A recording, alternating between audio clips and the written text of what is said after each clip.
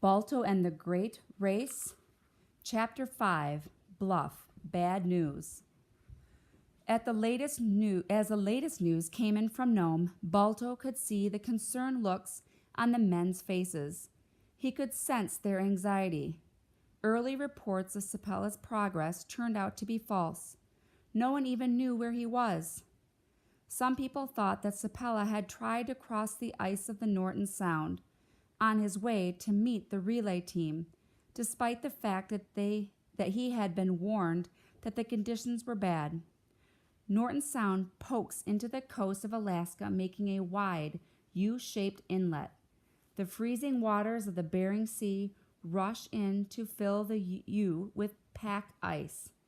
Many mushers were tempted to drive across the ice instead of skirting the coast. The shortcut could take 100 miles off a journey, but the condition of the ice was unpredictable. The wide plateau of ice was unprotected by hills or trees and gave no shelter from the wind or the blinding sun. The water beneath the ice, nudged by the currents of the Bering Sea, rose and fell. Often the ice moved too. A slab of ice with dogs and men on top could break off from the pack and float out to sea. Slabs could also pull apart from each other, leaving only a thin layer of newly formed ice between them. To a musher and a team of dogs, the ice would look firm until they were on top of it. Then it would be too late. Many a musher and team had plunged through thin ice and into the freezing ocean. Most were never seen again. Chapter 6. Nome, More Bad News. As Casson and his dogs waited impatiently, the situation in Nome got worse. Reports said that Dr. Welch was working around the clock and was close to collapsing from exhaustion and stress. The Nome Red Cross had organized volunteers to help the doctor, but there was only so much they could do. There was one ray of light in all of this darkness. Her name was Emily Morgan.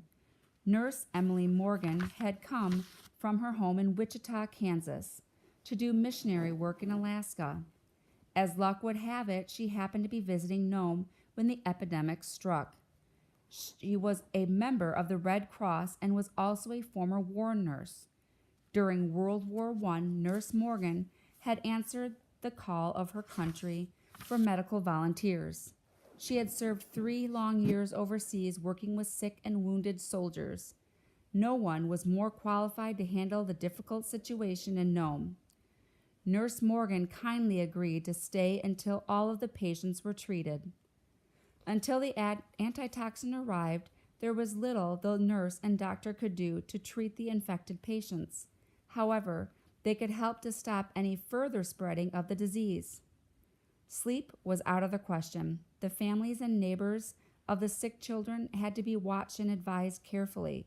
Because the disease was so easy to catch, Nurse Morgan had to help families care for the sick without getting too close to them. Anyone already exposed to the disease was told to keep away from healthy people. Despite receiving updates about the relay teams, Nurse Morgan and Dr. Welch had no way of knowing when the serum would get to Nome. It could come in the middle of the day or in the blackness of night, but they did know it was very important to have a detailed and well-rehearsed plan of action for when it arrived. When the antitoxin came, Dr. Welch would need help giving the shots. He and Nurse Morgan drew up a list with the names of the sickest people at the top. Most of the infected people had remained at home instead of moving to Nome's tiny hospital.